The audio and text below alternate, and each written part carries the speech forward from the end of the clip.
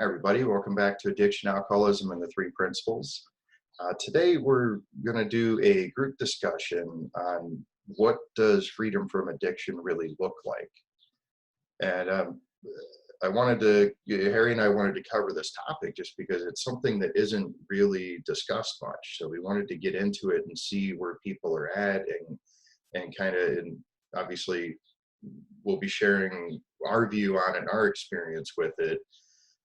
But I think it's a really vital topic to cover because for a lot of people, there's sort of a disconnect between, like, when they want to change something. It's not even necessarily just addiction, but you want to change some part of your life and you can't necessarily envision yourself being without that bad habit or being that different person.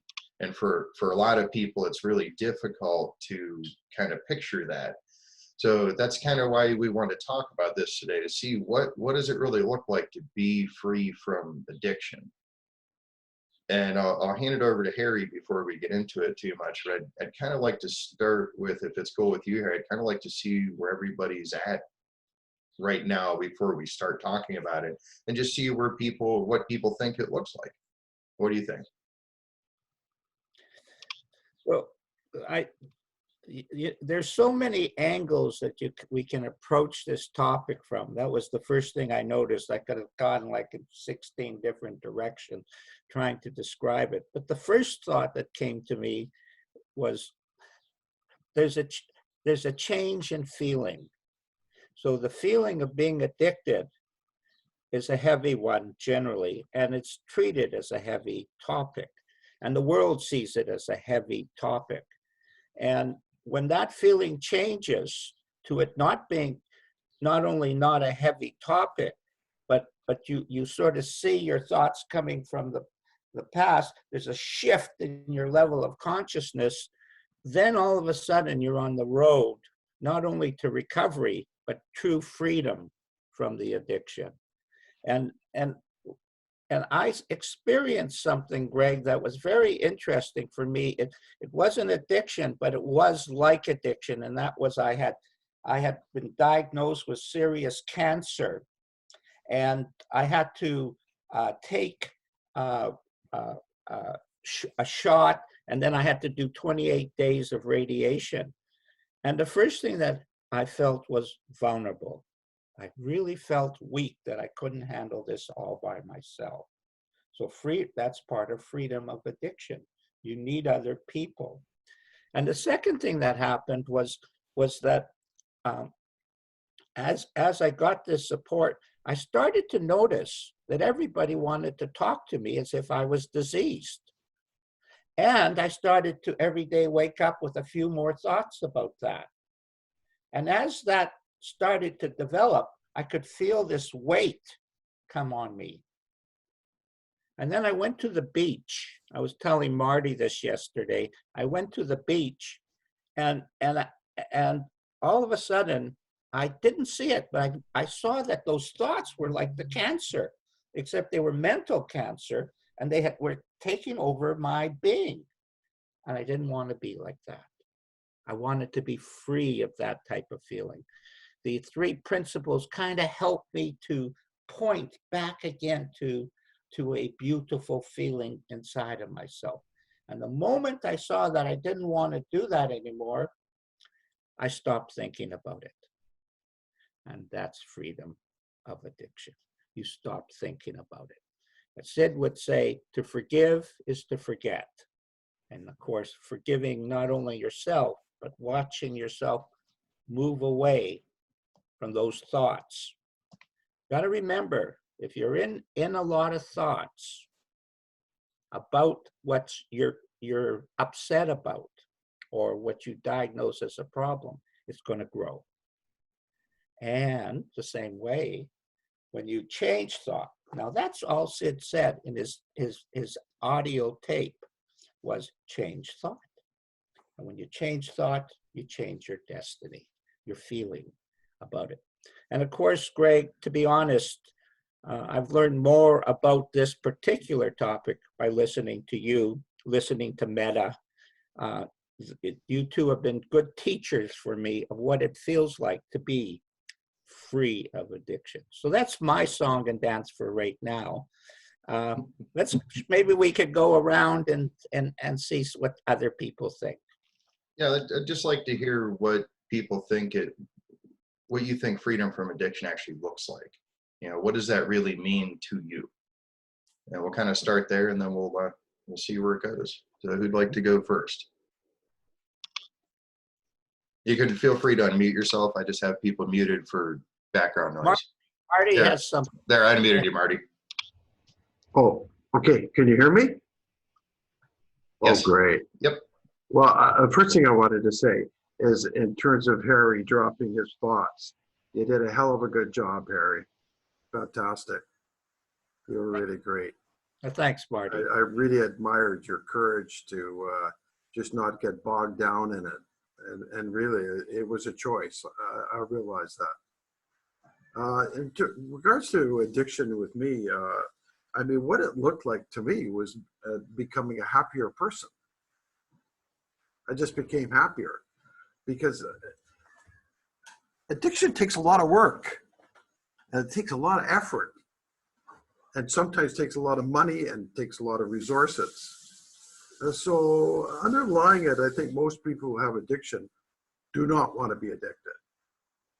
So once I tapped into that motivation, which was there all the time. It was there for like 30 or 40 years. I didn't really want to be doing that. Then once I talked into that, then what became present to me was, well, how do you get rid of addiction? How do you stop it? And then the same thing as what Harry said, really simple. You understand the power of thought. And you understand, I started to understand, like, you know, that I had choices and that, but I think Greg brings up a big point, and to me, the big point was, what is this going to be like without my substance or my particular thinking? What will this be like? And I really don't know because I haven't stopped. And will I be happy or can I survive it? Or am I going to quit and all those things? And what I found was when I looked, what it looked like, as soon as I started to take a little step past it, I all of a sudden started, oh man, I got more space here. I'm starting to feel lighter. I'm starting to feel a bit happier. And I further got into it. I started, oh my, I don't really need this stuff to feel good. And so gradually just like all of a sudden eased myself into it. And from before that, it looks very, very difficult to do. But once you start to do it, you just see, oh, geez, what was I doing all these years? So that's kind of a short version of, you know, I mean, obviously the motivation, like say someone for cigarettes or heavy alcohol, obviously they know inside that it makes you feel temporarily good, but then all of a sudden you feel terrible. Like cigarettes, for example, just, ugh, they really, once you are off them, they really taste terrible. You have to really work hard to get addicted. You know what I mean? Like, it's not easy to be addicted. It's hard work. But once you get into it, you don't realize you're working hard. It takes a lot of your attention, resources, and time.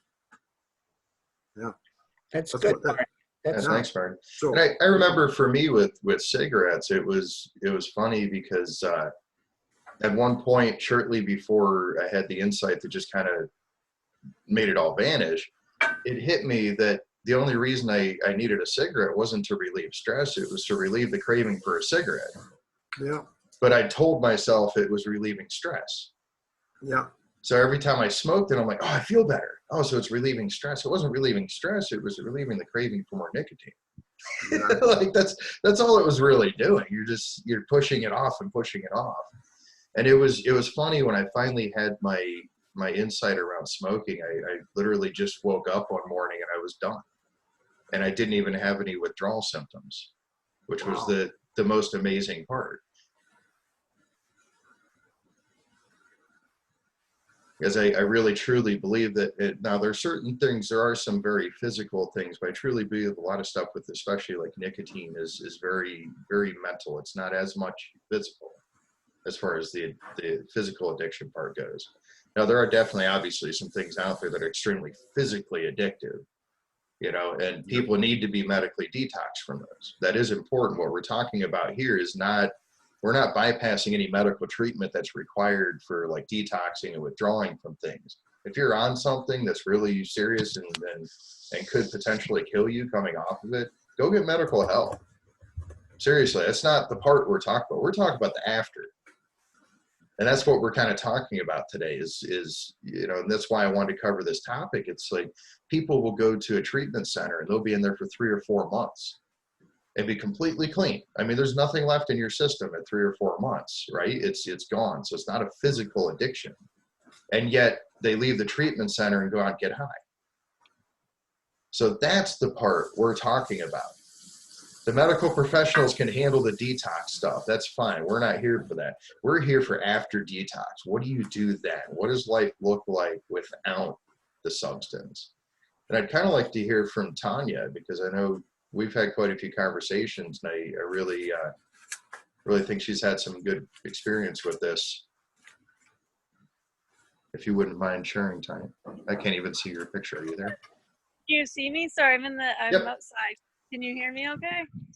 Yep, sounds good. Okay, cool. Yeah, you don't Sorry, you don't need the mask on a video.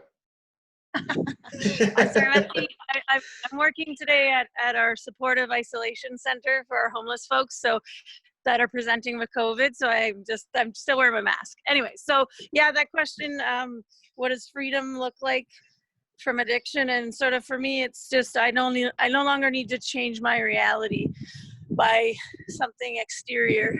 You know, I no longer need to change how I feel. I just accept sort of feelings and thoughts as they come, and I don't have to change that today. Whereas, you know, when I am in the midst of addiction, and you know, it's physical, so there's physical dependence, there's mental dependence, all of that was really messy and yucky, and now I don't have that today. And you know, the journey of that, I did need some help to get to this point through the medical system, but now that that's all taken care of now today, just trying to live in the moment, you know. And then as when I do feel uncomfortable, the beer or the drug doesn't appeal to me. What appeals to me is sitting and feeling and just sharing when I need to with support systems, and sort of, and just knowing that this will pass. It always passes, right? Any kind of emotion or thought. So yeah, it's pretty cool.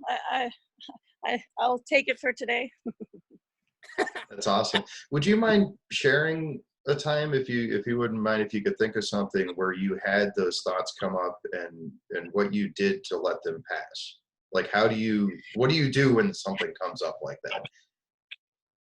So I guess Friday it was like, you know, I was going to be hanging out with someone who socially drinks, and I was feeling a bit anxious because it's someone I'm newly hanging out with, and it's dating, so which can cause a lot of insecurities for me, and like high anxiety, and this person was going to be having a glass of wine, and that would be the best time for me to have a glass of wine to calm my nerves and to be like, okay. But I sort of had some self-talk through it and played the tape forward, and know that one drink for me leads to sometimes being homeless. So I kind of play the tape, and also just breathing, sort of prayer, calling somebody and saying, hey, this is what I'm feeling right now, and sort of, you know, but a lot of it is just, you know, sitting with self and just breathing and just being like, I'm okay, and it all works out. It all worked out, right? So yeah.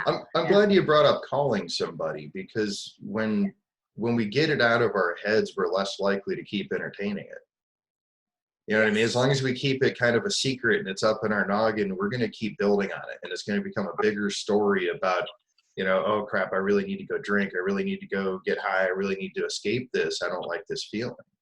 Rather than calling somebody and saying, hey, I'm feeling messed up in the head. What, you know, let me just vent. You know what I mean? Just get it out. And then you're at least not sitting there spinning your tires in the mud all the time. So it can definitely be useful. It's really good to have a support system And obviously you want to call somebody who understands. I've been there. Yes, and can relate. Totally, yes. So, Yeah, you don't want to call somebody who's actively using, because they're just going to have you come over and use with them. That too. Can I bring up a point, Greg? Yeah. Yeah. One of the things, Tanya, that I really like what you were expressing. Yesterday, I was listening to a 4-hour thing with. They were talking. This lady is a nurse, and she's on a task team, and she went into Somalia and then Italy with the virus, and someone asked her how she felt going into this situation that was so dangerous, and she says, you've got to get comfortable with being uncomfortable. Yes. I like that term. And when you were talking, I could feel like you were uncomfortable, but you also had reached a level of let's say wisdom or understanding that uncomfortableness should not control you. Yeah. And she exactly. had to deal with that, and then she got comfortable with that, and it actually took her deeper. Mm-hmm. Yep. That makes sense. Yeah. Lovely. Yep. So that's one of the things of being healthy is we are a spiritual being, but Tanya is also an ordinary human being with, like Harry and all of us. And so to be comfortable, and Tanya, that was the big step for me to be better in dealing with people, counseling. I had to get comfortable with the uncomfortable moments because they were there. And before I would run away from them. Yep, makes sense. Okay, that's all I got. Thanks, Greg. Yeah, thanks, Tanya. It's good to see you back on here. Yes. Yeah, really. And also you look fantastic. Fantastic. Oh, thank you. You guys too. Yeah. We've had a good time. There's no doubt about it. No doubt about it. Yeah. How about you, Margaret? You want to give it a go? Sure. It's kind of funny because I have been watching these videos for a while, and I just figured out how to participate. And now that you guys are stopping, anyway, what was the question again? What does it look like to be free? Well, yeah. What do you envision as being free from addiction? What does it look like to you? Well, I do experience that sometimes, and it looks like a feeling of peacefulness. It's not on my mind. I'm more confident, happy, just unencumbered, really. But honestly, I mean, for me, after 20 years of sobriety, the last 10 years has been an ebb and flow of that for some strange reason. And I've really been struggling the past couple of years. Margaret, when you say ebb and flow, I didn't understand what you meant by that.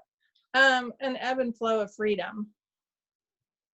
And I kind of lost my way, I would say, about 10 years ago, looking back now. Like I lost sight of the principles, and I didn't, I don't know. I was in social situations that made it hard for me to abstain, and I just gave into that, thinking that it would be okay. And it was okay for a while, but then it became not okay. And so now in the past, I guess, couple of years, I've been just really struggling with finding my way back. And it's been really hard because I lost my husband. So that was like a rationale for me. Like I can't do life, without my crutch, kind of thing. I'm in a better place now. But I still am kind of floundering around a little bit because I'm confused. Like I don't know, like first I'm like, I know I'm not supposed to be doing techniques, but I keep like reaching for techniques. I've gotten hooked in with Annie Grace, which I really think she's great and I find her inspiring, but there's a lot of thought about it, which I don't know how helpful that is. So I'm just like super ambivalent all the time about things like that. Like right now I'm participating in this 30-day challenge, but I don't know if I really want to participate because as far as, talking about this all the time and watching videos and journaling and all that kind of stuff. I mean, in the past week or so, I've been fine. It hasn't been on my mind. It's not an issue. So I feel like I should just go with that. But anyway. Would you be, Greg and I offer free service together, and we're working with a client right now, and our level of service has jumped a level. We are actually working better together. Maybe you would like to get together with the two of us, and we could have a chit chat in private and see where that goes. And it is a free service, so if you're open to that, I would. I think Greg and I would enjoy sharing on a personal level on that. If you're open to it. I am open to that. I mean, that's one thing that I really feel like I'm missing is, I don't want to go back to the program of AA, but I want some support from people. I feel like and the word that I have seen is fellowship. They're the fellowship with it. But Greg and I have a lot to offer in this area. And I mean, we have jumped a level together, and it was very noticeable last time we got together. We're more cohesive. This offer stands even after this series ends. I want Yes. people to understand that we're not ending the series for anything bad. We're ending it because it's good and because it's a good resource, and we're not really sure what else to cover in it. You know what I mean? The topics have been covered. We've had all the speakers on. We're kind of at that point where it's like, let's just leave it as a good resource, and we'll continue doing work. And we may occasionally come up if we have if we have an insight to have a new show or something. It just won't be the scheduled twice a month type of deal. So there may still be occasional ones popping up, but Harry and I are still available for free coaching. Yeah. And it's not even just the first one free. It's just free. I love that idea. I appreciate that. Thank you. Yeah, please connect with us on Facebook or email. Our emails are on the YouTube channel. So Okay. feel free to connect. We'll set up a time. So let's go back to the topic. Yeah. Well, that is the topic.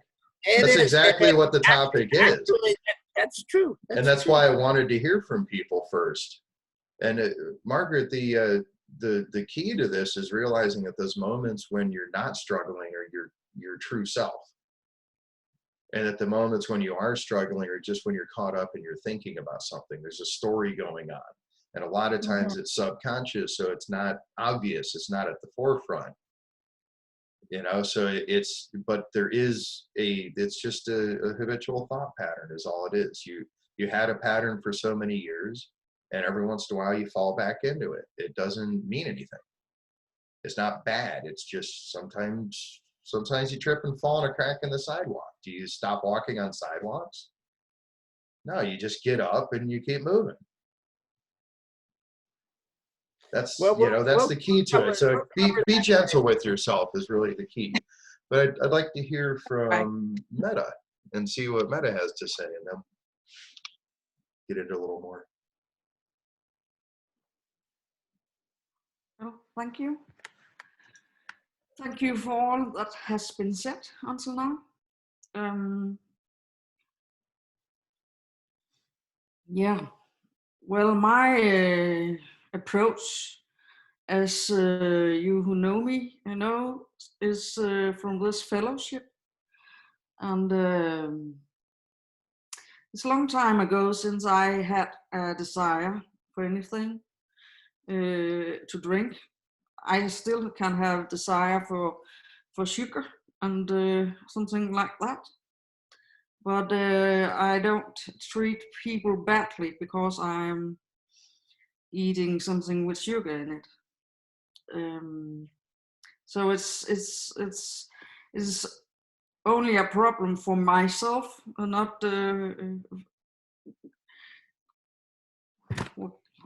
including other people, if you understand me. So well, and I have been going to this fellowship pronounced before for more than 18 years, and it's a long time since I have any desire, but I have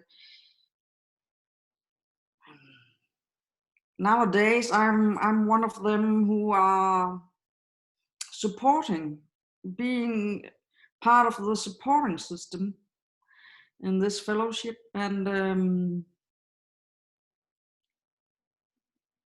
well, if I want to put it into this 3P also, but to me 3P is somehow my higher power, if you get what I mean there.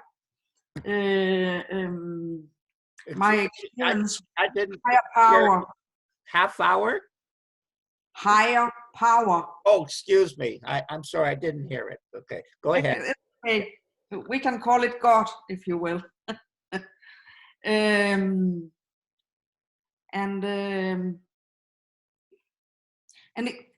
This 3P in the when I'm working with other people is really giving me relief, because I don't need to know what to say before I talk to them. I don't need to figure it out. It'll come when we are talking.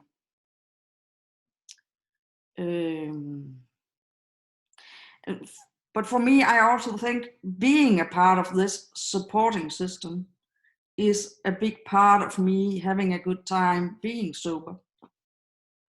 I will say it's a necessity for me. But it also makes me happy. As it helps others, it also helps me. So yeah. But I met the fellowship before I met 3P.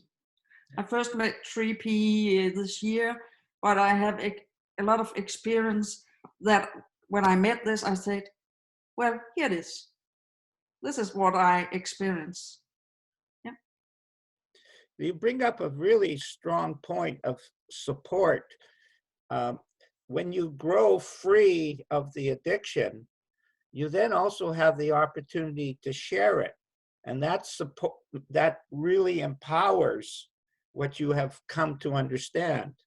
And you help other people. And I've always said, if you want to grow, you share. And it doesn't matter whether you're sharing in fellowship with AA, or share in 3P, or share in a Christian organization. You share wherever it is life or God presents it to you. But it definitely nourishes the soul and broadens the understanding of universal mind. It connects us to our natural resource. Greg and I have become more resilient because we've tapped into each other's resiliency. I don't understand resilience. Could you put another word to that? Resilience is the ability to come back from some kind of negative experience, whether it be physical or emotional. Resilience is like bouncing back. It's coming back from. Okay. So if you're more resilient, you bounce back faster and more thoroughly. If you're less resilient, you stay in it longer.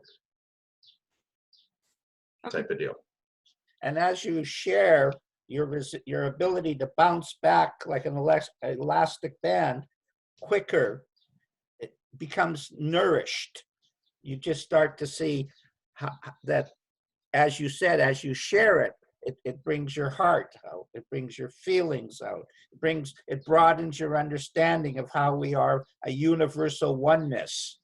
together, that person is really you on one level, or, you know, and you just connect more on a human way. We have a leading person in 3P, George Prensky, and he had a stroke, and he totally lost his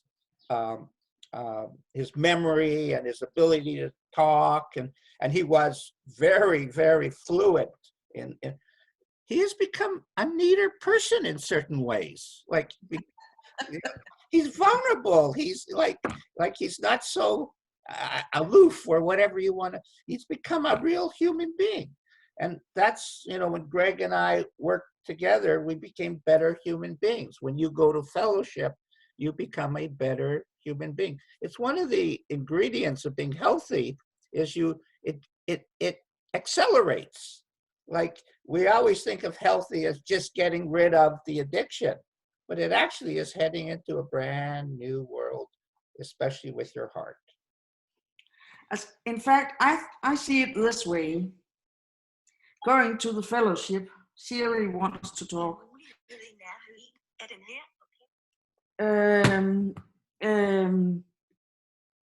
Of course, we are there because we are having an addiction. But what the point is to get connected with a higher power, God, the voice within, whatever you call it. We call it in the fellowship, or you call it. So that is where I think there's a bit of difference. You know me by now.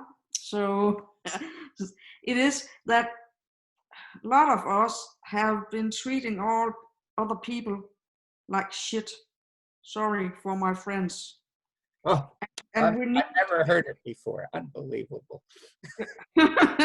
So we need to go out and find out whom we need to say, I'm so sorry. I was such kind of jerk towards you. What can I do to do make amends? And that is, in fact, almost the only difference I see. But I also see it as a person. I know yesterday was yesterday, but I can't go to my fellows whom I've been treating bad to say, well, yesterday was yesterday, just forget it. Now we are here. They will say, you treated me bad. You can't just come and say that. So in that direction, I need to go and say, I'm so sorry for what I did to you. And 3P is not No, it about is. that. Of course it's not. But I see that as a subject I need to do to be happy for myself, to me be free. Sid Banks would not agree with you. He would say 3P, the truth or wisdom, is about saying you're sorry. He often talked about that. Okay, but that is actually what the steps is all about. Finding out what I did wrong and go out saying I'm sorry. And in all this process to get connected to God or the inner voice or whatever it is. So then it is, in fact, somehow the same. There is just one thing. This is not a fellowship that is big enough to support all people who are having this problem with addiction. Right. Not yet. No, that's for sure. We're not. Well, look, I do want to clarify something right here, because it almost seems like there's a like an overtone of us being against AA. We're not. AA is a wonderful resource for people it works for. This is another option. This is getting to, for me, this got to the core issue, and it got there much more quickly and more simply, rather than, you know, because the apology should come naturally because you feel like you're from a place where the apology is genuine, not because the apology is required to get sober or be happy or something. You know what I mean? That's like an ulterior motive to the apology. So there's a certain amount of I can't even think of the right word. The couth keeps coming to mind, but you need to, like, the approach of how we get to other people should be from a place of true compassion and being a genuine person. It should not necessarily be because a sponsor told you to. Does that make sense? So the amends, to me, the amends made because you're told to, and this was my experience in people that I saw, and like when I used to sponsor people when I was in AA, and they would come back and say, you know, well, they didn't really take it. It's because it wasn't coming from a genuine place. It's not the words. The words aren't what matters at all. It's the actions. And I can tell you from personal experience, a lot of the people that I tried apologizing to said, we don't want to hear it. We want to see you change. Yeah, but So both it's maybe. not, the making amends is not necessary to become happy or be sober or whatever your goal is. It is a useful tool, and it's something that should come out of your heart, not out of a sponsor's mouth to yours. You know what I mean? That's where I'm at with it. That's good. You should apologize when you're wrong. You know, and I definitely agree with you know, because a big part of the steps is continuing to do that. When we were wrong, promptly admitted it. That's the key right there, is to get it in the moment, because then you're actually starting to really change that pattern when it's happening. Does that make sense? Totally.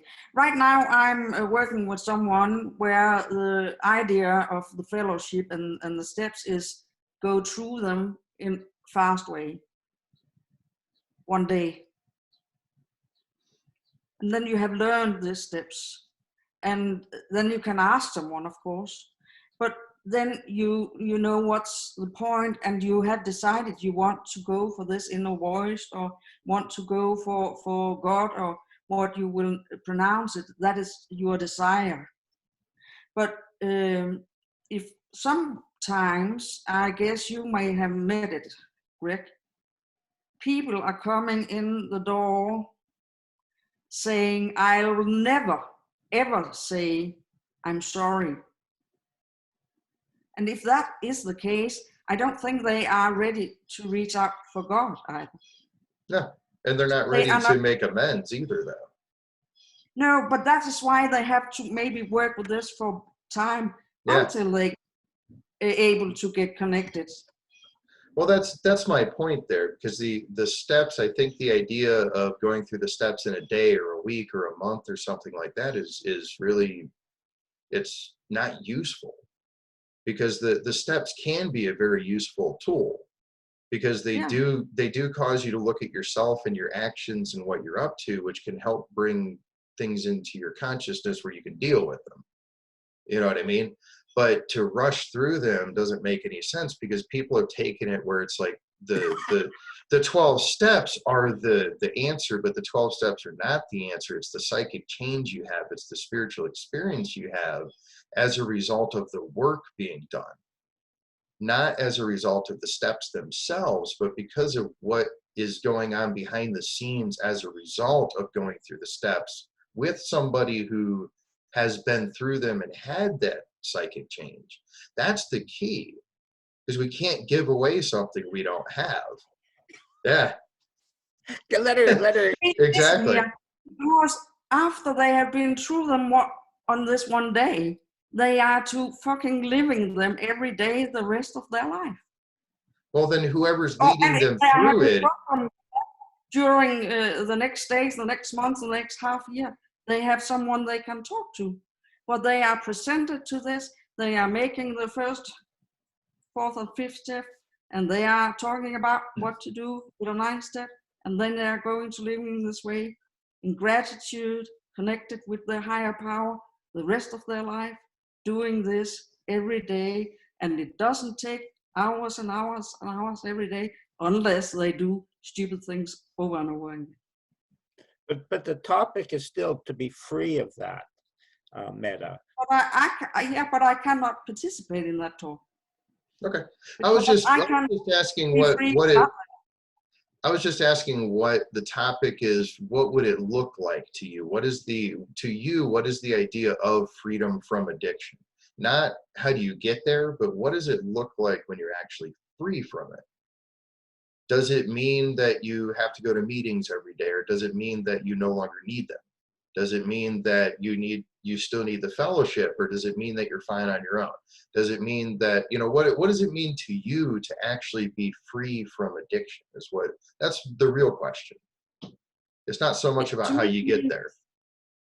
To me, it means to be an adult, responsible, caring person, helping other people.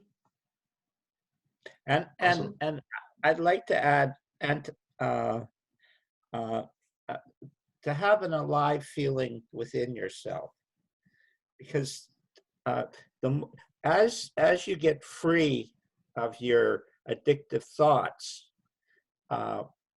what happens is you start to live it, and as you start to live it, there's an alive feeling that comes inside, and when that alive feeling is loud enough, you don't need anything else except that.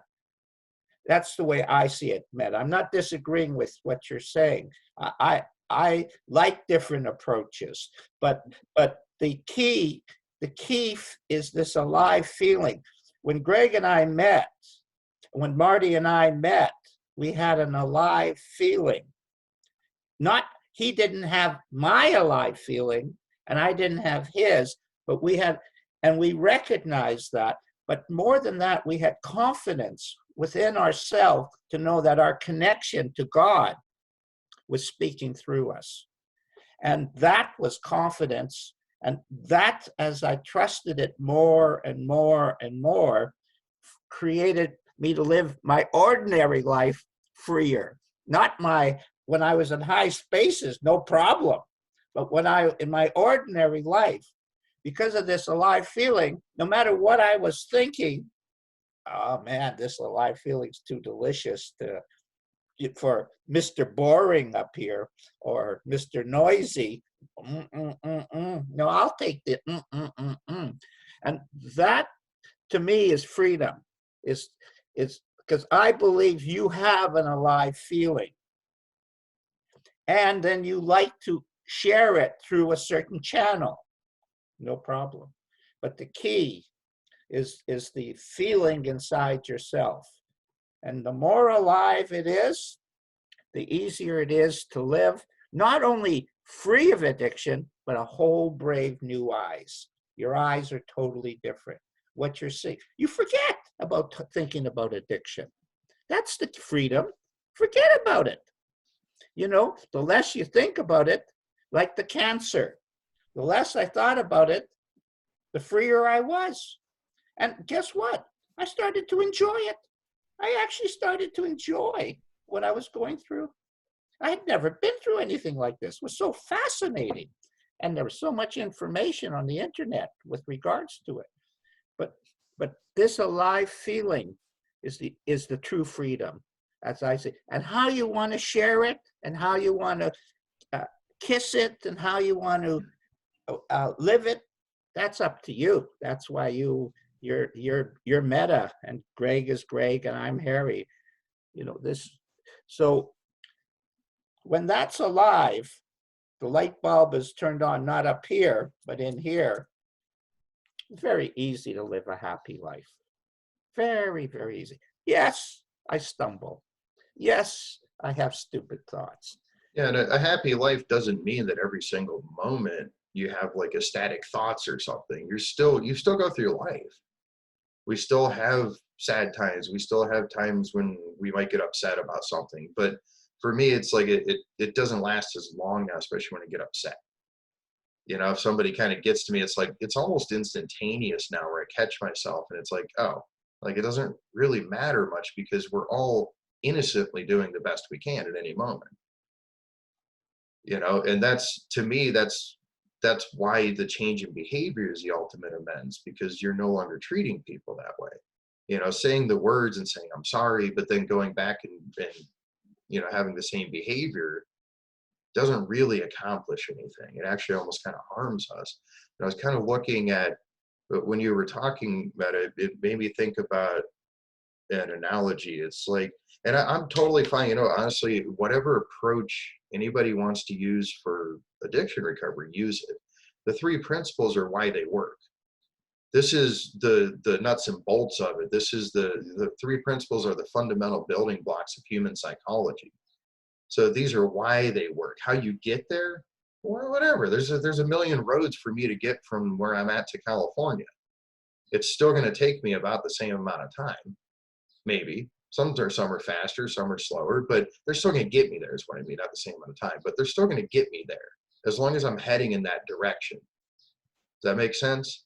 So please don't take this as anything being anti any other program, you know, at least ones that I'm aware of, because there may be weird ones out there. But think of it this way. It's like, so you're driving a car and it breaks down, all right? And you don't know how to fix it. So most of us will pay for like a roadside assistance kind of deal. And then you call the roadside assistance people and they come out and they either fix your car, change the tire, or they tow it somewhere to have it fixed, right? So that's, to me, that is like most of the approaches to recovery. There's somebody there to help you out when there's something going on, and that's great.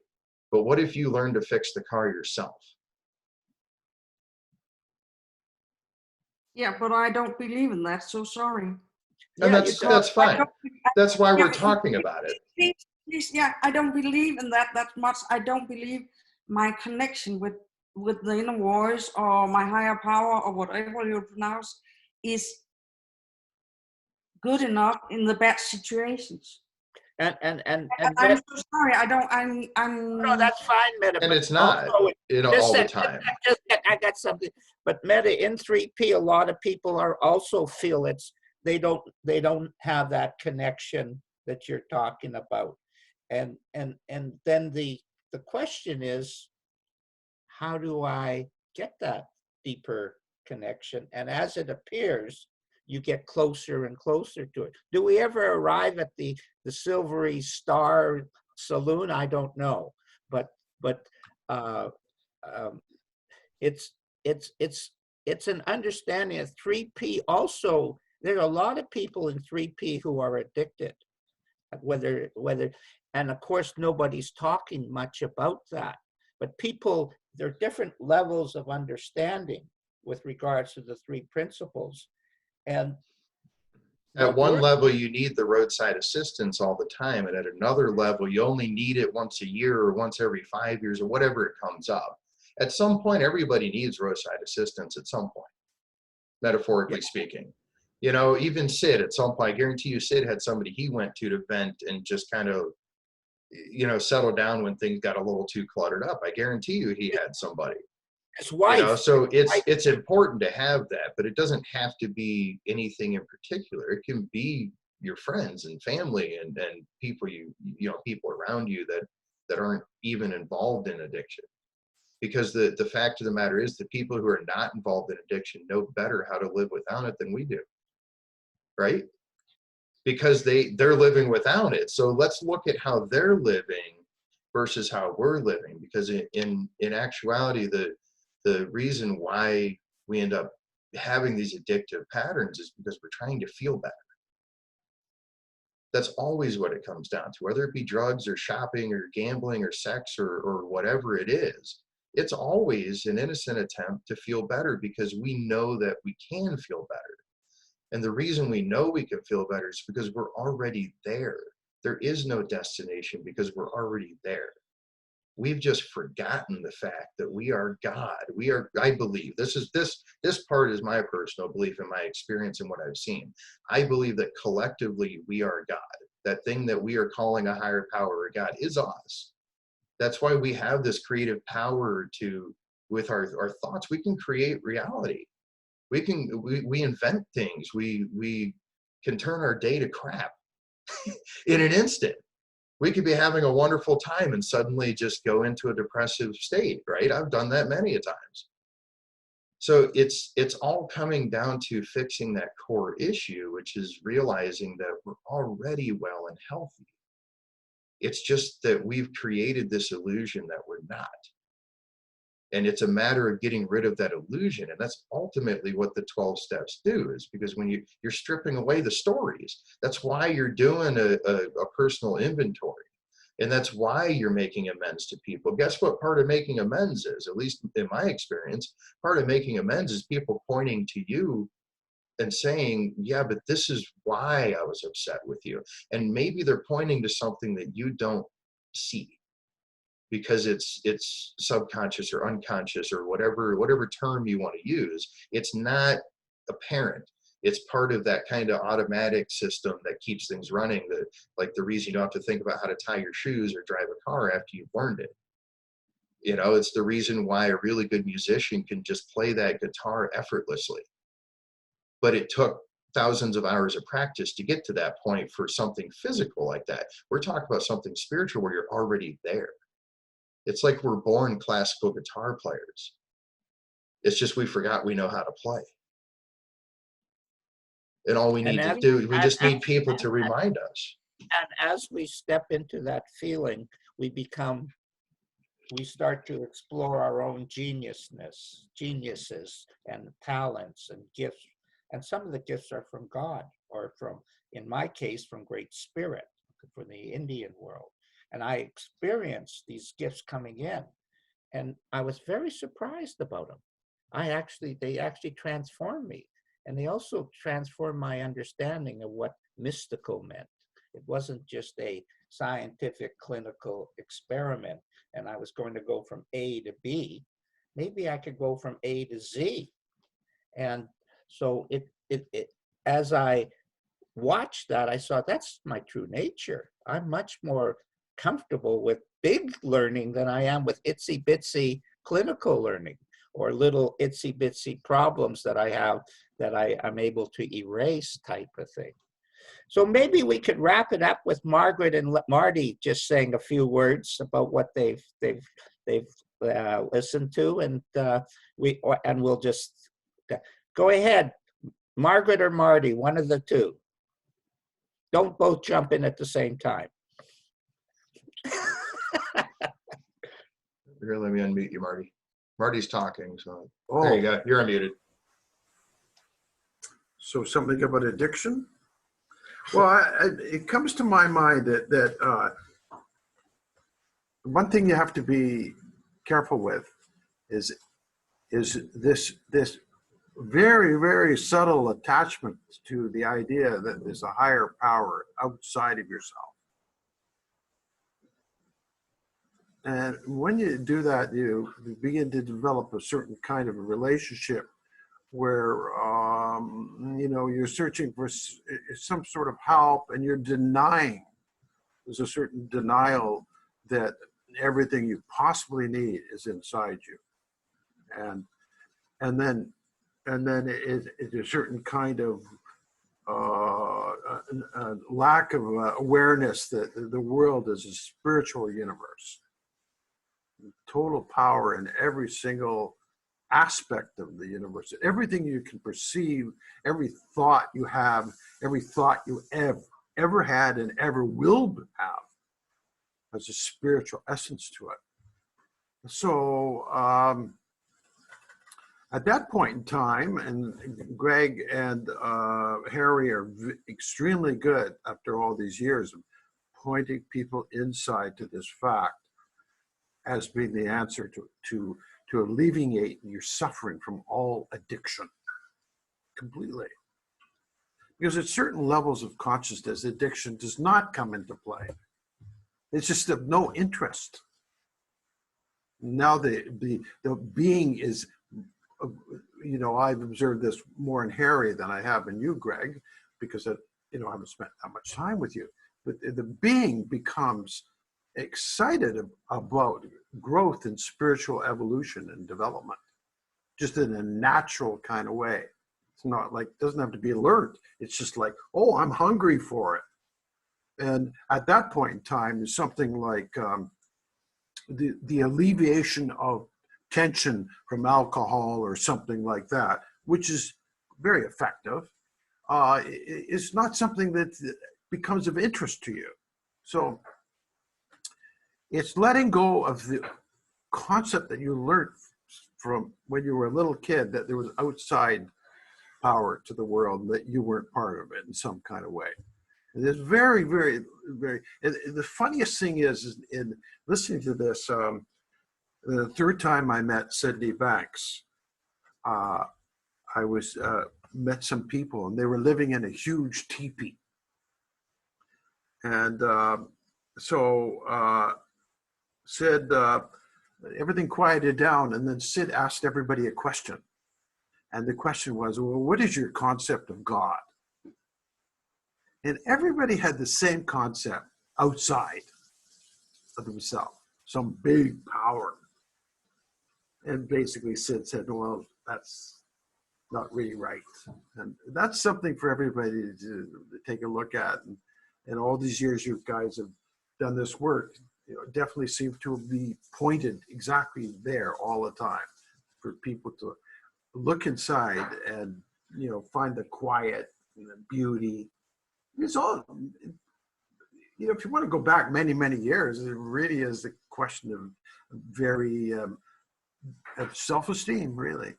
It's a question, really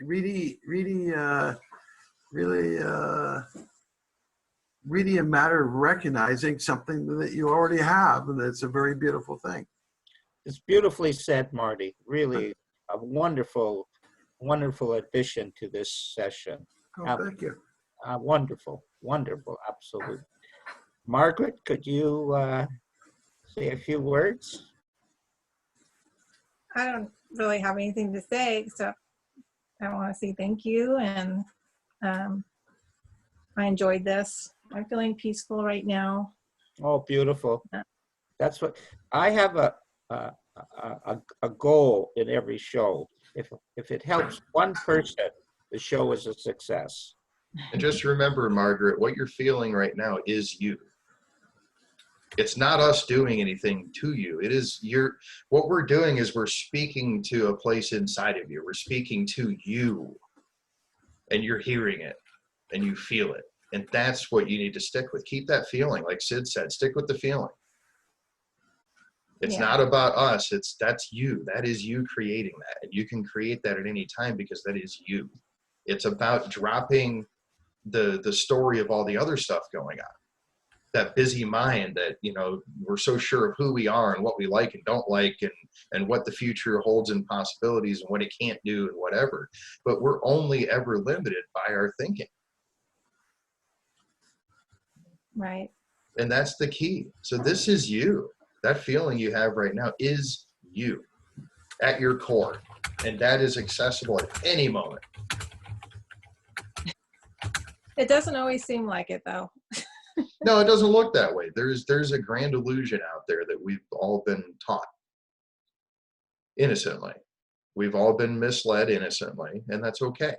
That's why Harry and I are doing this. That's why all these other 3P people are doing this, is to help people get on track. And it's not about your belief systems. If you're a religious person, stay a religious person if that's what you like. But you'll find the truth within your religion, which is the beauty of it. You know, I've seen that with a lot of people. And a really close friend of mine from Israel that I did some coaching with, he's a devout Jew, and he wasn't before I talked to him. He used to be, and he kind of walked away from Judaism for quite a while. And after I had the conversation with him, he caught on fire with Judaism. And he started sending me all these quotes of these ancient rabbis who were saying the same thing Sid was saying. You know, and this message has been there forever. It's been there in every major religion, every major philosophy. This message is there. The answer is in you. God is within you. Heaven is in you. Right? The kingdom of heaven is within you. Right? That message is there in like every major religion and philosophy out there. It's in you. And yet everybody keeps looking for this thing outside to find the thing inside. There's no looking that needs to happen. It's the stopping looking. It's the stopping thinking that there's something that needs to come for you to be better. You're already there. You've just forgotten it. And that's the beauty of it. The great thing about that, the good news about that is you don't have to wait for things to change. You don't have to wait for circumstances to improve for you to be happy and healthy. You're already there. it's just a matter of forgetting the illusion that has been created. And it's a societal illusion. It's worldwide. In general, people believe that it's this outside thing, but just because something is generally accepted does not make it right or true. It only makes it generally accepted. This is an internal journey, and yes, we interact with the outside world, but we experience it through the inside, which is us. And it's important to connect with people, and it's important to find people that we can connect with deeply and in a genuine way, because that is the most important thing in my experience in this life, is to be able to be genuine and compassionate with other people. And it makes life so beautiful. Thank you. And honestly, sharing what you shared, Margaret, it helps us, like, because you're pointing to, you felt a calmness within yourself, and that is indeed where you want to look for your answers.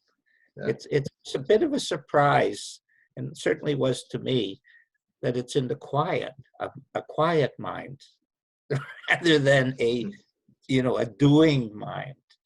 And it's hard to step into your quietness. When I had that cancer story that I told you about, the truth was I was moving away from my quiet mind, thinking I was in my quiet mind. You catch what I mean? I was actually thinking I was really staying unattached to it. But then I saw, no, it was the exact opposite. I was getting more and more caught up in this thinking cancer thing. And then when I stepped, and luckily I was at the beach, so you can see that would it be conducive to it. Mm-hmm. And I looked out at the water and I went, oh, I like that. And that's what happens to Greg when he goes kayaking. He goes, oh, I like that. It's good exercise, and it's certainly beautiful, but there's a quietness that comes into him. And the same for Marty. There's a quietness when we go to the beach together. There's a quietness that we walk into. Honestly, we don't do anything to get that quietness. It just appears. And that's what happened to you today. It appeared. And all you have to do is say thank you. That's all. Just thank you. That's it. That's all God wants. God wants two things from you: gratitude and this. So anyway, that's my story for today, and so on. I think we're about finished, Greg. What do you think? Yeah, sounds great. Thanks everybody for participating. This was actually a really good discussion. And, yeah, I like this size crowd is very good for just. And definitely thank you, Meta, for bringing up another side. That's important. That's what makes it a discussion.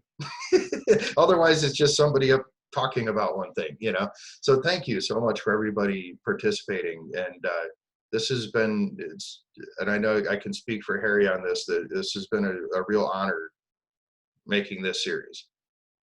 This 3 years has been truly life-changing for both Harry and I, and from a lot of people that we've heard from and coached, and we are still available. So please get a hold of us. Our emails are on the YouTube channel, right in the description on every video. We're on Facebook. So please reach out. And Mark, we'll get together. So the fellowship is much smaller. Yes, we don't have a huge fellowship like AA yet, but it's getting there. And it'll happen. But this is beautiful. So thanks everybody, and look forward to seeing everybody in 2 weeks for what looks like it may be our final show, except for occasional, whatever occasional things we come up with. But looking forward to it. So thanks everybody. Love you all. Take care. Have a great day. Take care.